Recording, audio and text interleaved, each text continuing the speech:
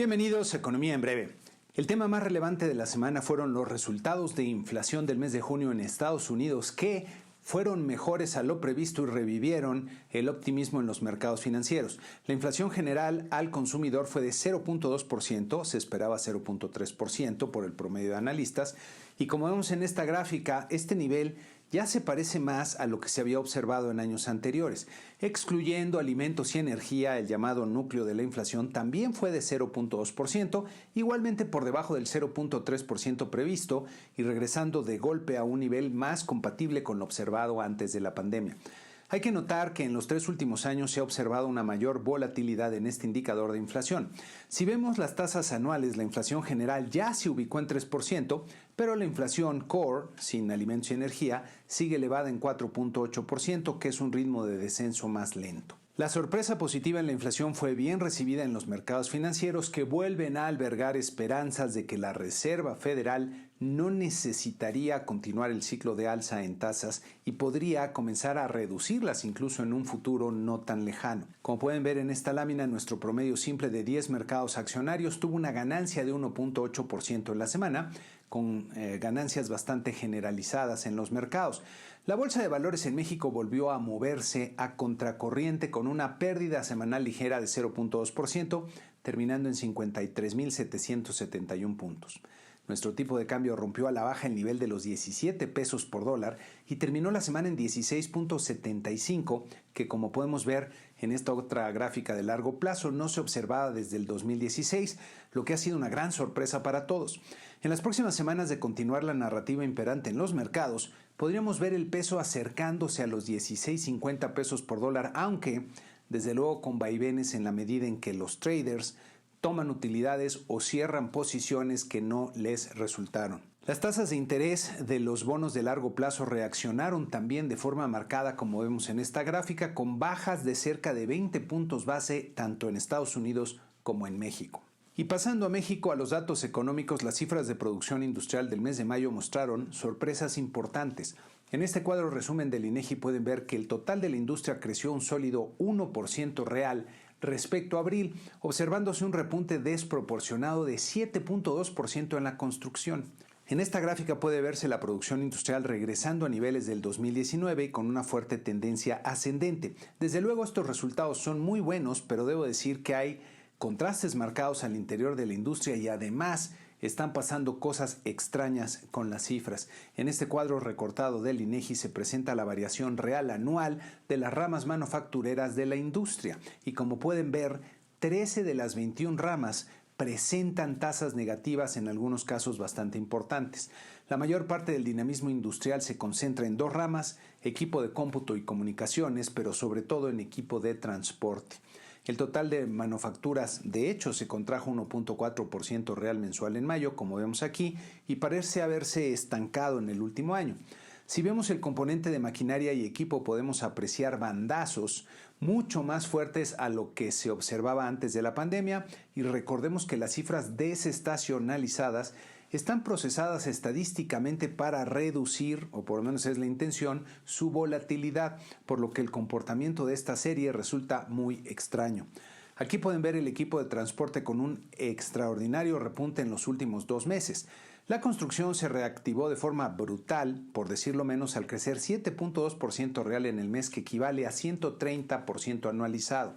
El despegue de la construcción se explica principalmente por lo ocurrido en su componente de obras de ingeniería civil, que estalló 29.2% mensual, que equivale a una tasa anualizada de 2.063%. ¿Qué carambas está pasando con estas cifras? Miren, una explicación es que esto se debe a las obras del Tren Maya y de la refinería de Dos Bocas, que es verdad, se han venido acelerando para tratar de cumplir los compromisos del presidente, que por cierto ya no se cumplieron. Haciendo memoria, la refinería se supone que iba a costar $8,000 millones y el Tren Maya $6,000 millones, pero como muchos advirtieron desde el principio, los costos de estas obras se han ido al doble o triple del original, pero el problema con las cifras es que el brinco del mes de mayo equivale a algo así en pesos como a 92,000 millones o 5.2 miles de millones de dólares, es decir, que en un solo mes se realizaron obras por cerca del 35% del total original de los dos proyectos. En las cifras de finanzas públicas del mes de mayo no se ve tal incremento, ya que la inversión física sumó 85,000 millones de pesos, como ven aquí, monto casi 8,000 millones de pesos mayor al registrado en el mes de abril, muy lejos de los 92,000 millones que implicaría el aumento registrado en las cifras de producción industrial. El caso es que algo muy extraño ocurrió con las cifras, por lo que habría que tener cautela con la conclusión de que la construcción ya está creciendo a buen ritmo. De hecho, el componente de edificación que pueden ver aquí creció con fuerza en 2.9% real mensual, pero sigue básicamente estancada. En una noticia no programada, pero diría no inesperada, la agencia internacional Fitch recortó la calificación crediticia de Pemex de B- a B+, colocando además la calificación en vigilancia negativa. Fitch explica que la baja refleja la debilidad operativa continua en Pemex, que se espera siga agotando sus fuentes de financiamiento con bancos, inversionistas y proveedores, y mencionan el impacto social y ambiental asociado a los múltiples accidentes desde febrero de este año. La vigilancia negativa refleja la preocupación sobre la habilidad y disposición del gobierno mexicano para mejorar materialmente la liquidez y estructura de capital de la compañía en los próximos 2 años sin concesiones de los acreedores. Comentan que el refinanciamiento de los vencimientos de bonos internacionales expondrá a la empresa a mayor pago de intereses, que aumentará la tensión sobre su flujo de efectivo, y si no logran refinanciarse en los mercados, esto exacerbará su riesgo de liquidez para finales del 2024. Señalan también que Pemex está en dificultades financieras y su récord ESG, es decir, ambiental, social y de gobierno corporativo, que limita su habilidad para levantar capital.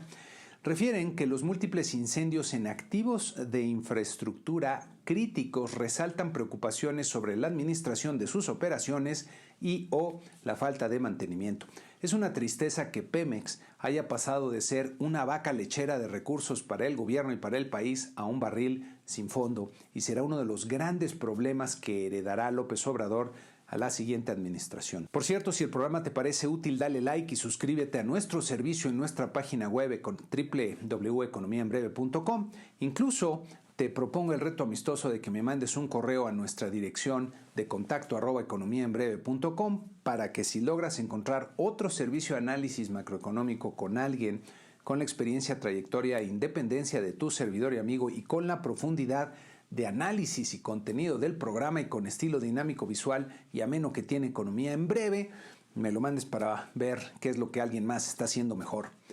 En el entorno político, López Obrador siguió atacando y por lo mismo impulsando a Xóchitl Gálvez en su mañanera, a pesar de que el INE emitió una resolución para pedirle que deje de referirse a ella, y llegando a exhibir supuestas cuentas de su empresa y a afirmar que se había beneficiado con contratos por 1,400 millones de pesos. Queda claro que López Obrador está usando los recursos del Estado para atacar a una persona, a una particular, que representa la mayor amenaza para su partido en el poder. La respuesta de Xóchitl no se hizo esperar, como ven en este tuit, en el que acusa que el presidente está usando todo el aparato del Estado, que ha violado varias leyes y que por eso procederá legalmente contra él y quien resulte responsable, y que ni contar sabe. Bueno, esta semana, en otro tema, vimos cómo un grupo numeroso de personas bloquearon la autopista del Sol y paralizaron la capital del estado de Guerrero y retuvieron a 13 funcionarios de las fuerzas de seguridad, exigiendo la liberación de 2 personas detenidas por ellas. De acuerdo a notas periodísticas, el ejército advirtió que el crimen organizado está usando bases sociales para confrontar a la autoridad y proteger su impunidad. Este conflicto se resolvió por lo pronto, pero revela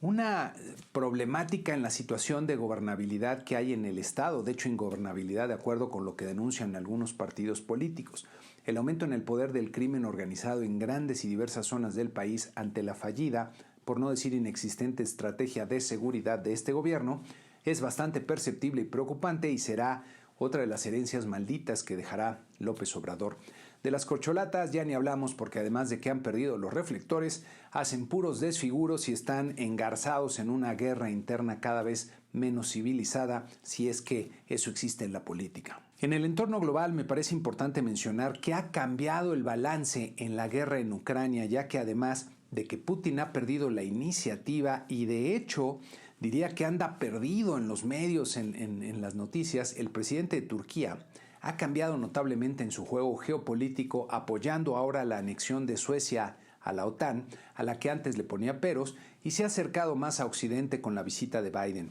Ojalá pronto se termine la guerra y comience la reconstrucción, pero creo que ahí están cambiando los vientos. Por último, en los temas de la semana destacaría estas noticias relacionadas con los primeros reportes corporativos. Por un lado, el gigante financiero Goldman Sachs dejó atrás su tradición de no hacer comentarios sobre su próximo reporte para advertir que sus resultados vienen peor que los de sus competidores, mientras que Citibank a nivel global registró una caída de 36% en sus ganancias.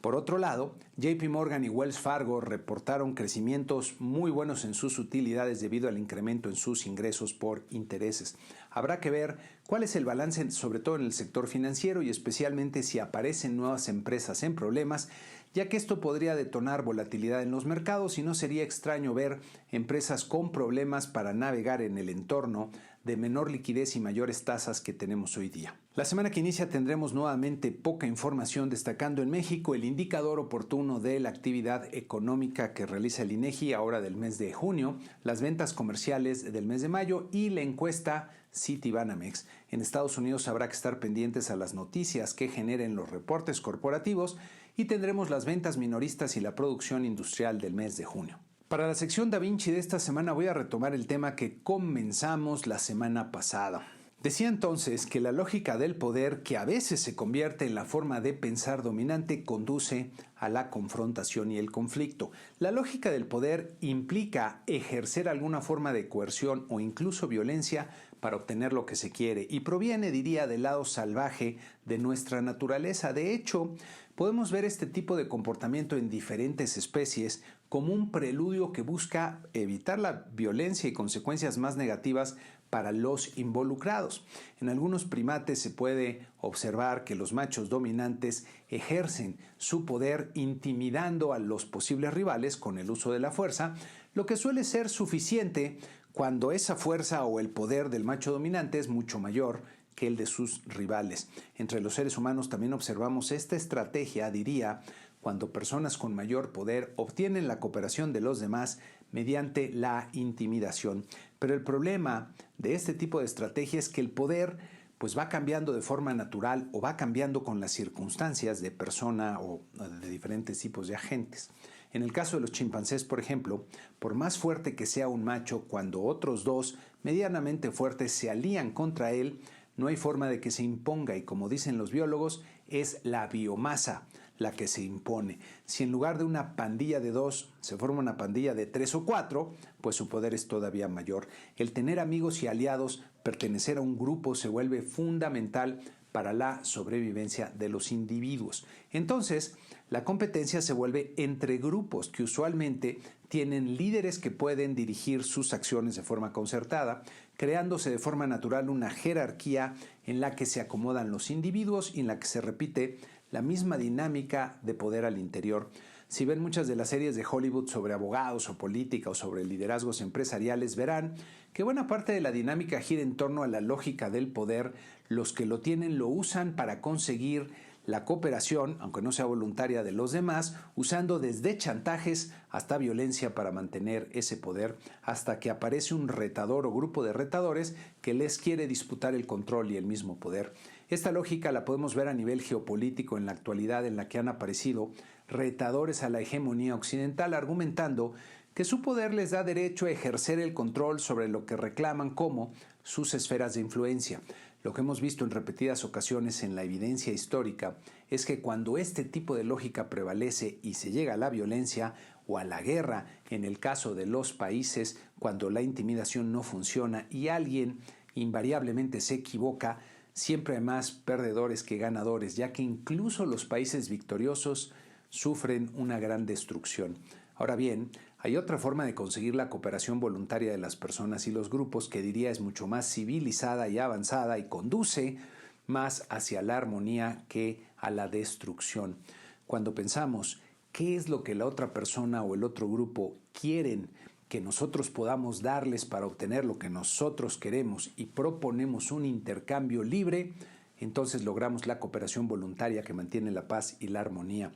Esa lógica es la que descubrió Adam Smith en sus obras y abrió la puerta al progreso acelerado de la humanidad en los últimos poco más de 2 siglos, y es lo que llamamos una economía de mercado, que requiere, por lo visto, mucho más explicación para que se entienda mejor en este mundo que sigue siendo víctima y sigue estando aprisionado por la lógica del poder y, consecuentemente, por el conflicto constante. Antes de terminar, los invito a poner comentarios respecto al programa directamente en YouTube y que me envíen sus comentarios y sugerencias a nuestro correo de contacto que pueden ver aquí, contacto@economiaenbreve.com.